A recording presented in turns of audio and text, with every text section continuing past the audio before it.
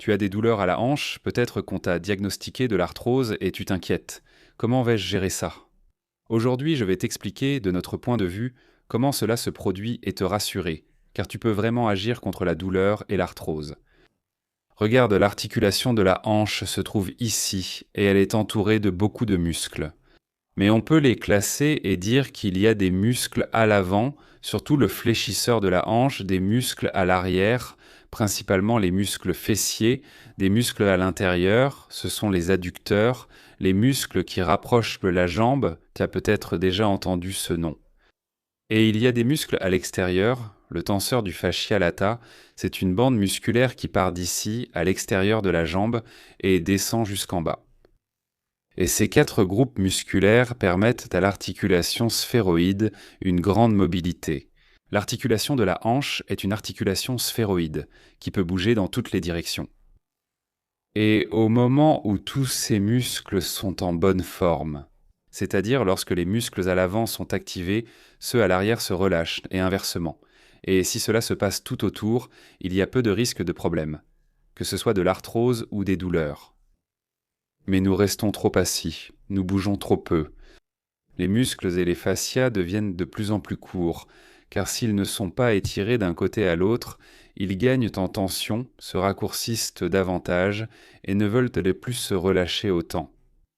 Et puis, il faut imaginer qu'une tension de plus en plus forte se crée pratiquement de tous les côtés.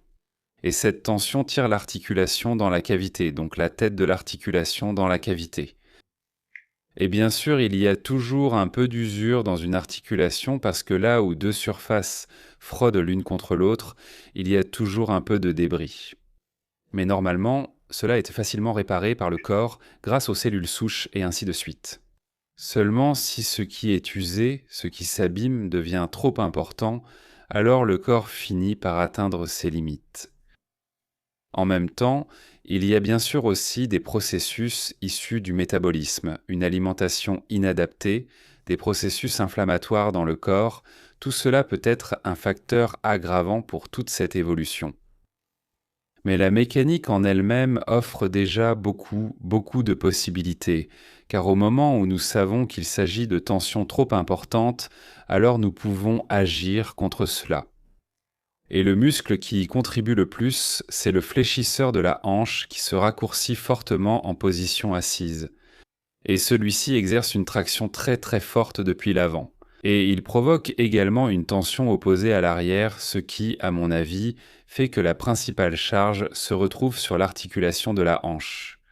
Et au moment où ces muscles, qui sont trop courts, sont à nouveau étirés, donc lorsque le fléchisseur de la hanche et le muscle fessier sont étirés, de préférence aussi les adducteurs et aussi les muscles externes.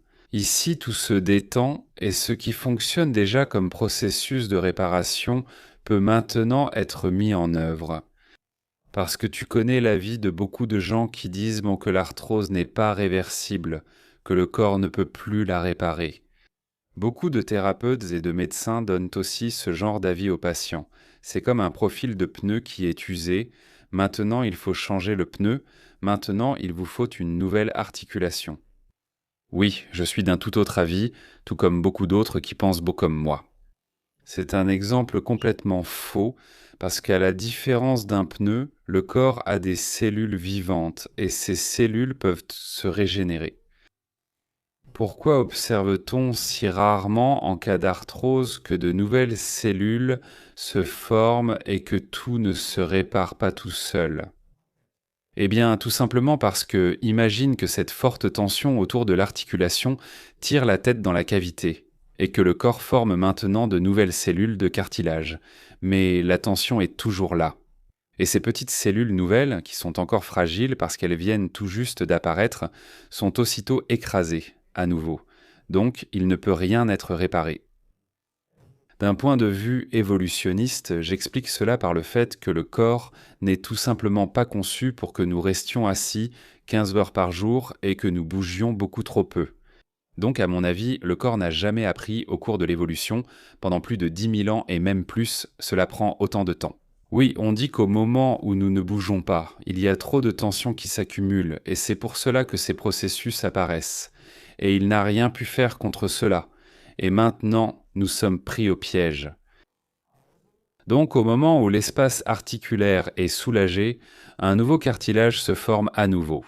Et ce n'est pas une opinion théorique de ma part, mais d'abord une observation. Depuis de nombreuses années, nous avons constaté à plusieurs reprises que cela se produit chez les patients, que le cartilage redevient plus épais. Et déjà en 2005, un groupe de médecins de l'université d'Utrecht l'a démontré à l'aide d'un modèle au niveau du genou. Les mêmes processus biologiques existent aussi dans la hanche. Bien sûr, lorsque l'interligne articulaire est écartée mécaniquement, c'était très sanglant avec des tiges et tout ça. Mais malgré tout, après 3 mois, le cartilage était de retour. Et c'était le cartilage d'origine, pas un cartilage de remplacement fibreux, mais le vrai cartilage, celui qui est résistant. Et nous faisons la même chose avec nos exercices ou aussi avec l'ostéoporosure que nos thérapeutes pratiquent. Nous détendons ce qui est trop tendu, l'articulation est moins comprimée, et au moment où cela devient un état permanent, une régénération du cartilage devient à nouveau possible. Et la douleur, elle disparaît presque immédiatement, donc déjà lors de la première séance, souvent. Ou lorsque tu fais les exercices appropriés pour la première fois, tu remarqueras que la douleur est réduite. Et à ce moment-là, tu sais, ah, le corps est sur la bonne voie. Et la réparation du cartilage, cela prend finalement, nous estimons, environ 9 à 15 mois, 9 mois à 1 an et 3 mois. Et tu dois simplement faire ces exercices régulièrement. Dans les cas très avancés où il y a déjà eu formation de débris, comme on dit, dans l'articulation, il n'est malheureusement plus possible, dans certains cas, de revenir en arrière, car il y a tout simplement trop de dégâts. Et dans ce cas, il peut effectivement être nécessaire de poser une prothèse articulaire. Mais même pour la hanche, les caisses d'assurance maladie sont d'accord sur le fait que, je crois, environ 8 opérations de la hanche sur 10 ne seraient pas nécessaires, car la plupart des interventions, dont tu as peut-être aussi peur, sont réalisées à cause de la douleur. Mais la douleur peut être maîtrisée relativement rapidement et facilement dans la plupart des cas, et alors l'opération n'est plus nécessaire. Alors, sois positif, fais nos exercices, va voir un de nos thérapeutes, constate par toi-même qu'un simple relâchement musculaire suffit pour que ton arthrose, entre guillemets, ne fasse plus mal. Et ensuite, tu sauras que tu es sur la bonne voie. Écris-moi un commentaire et dis-moi comment tu réagis à cette explication, si tu peux comprendre cela, et ainsi de suite. En tout cas, de façon très pratique, choisis maintenant des exercices et fais-les, puis regarde ce qui se passe. Et de manière très concrète, très pratique, tu peux procéder ainsi. Nous avons écrit un excellent guide sur l'arthrose de la hanche, spécialement pour toi. Et si tu cliques sur le commentaire sous la vidéo, tu peux télécharger gratuitement ce guide sur l'arthrose. Fais-le et garde le moral, tu as beaucoup de possibilités.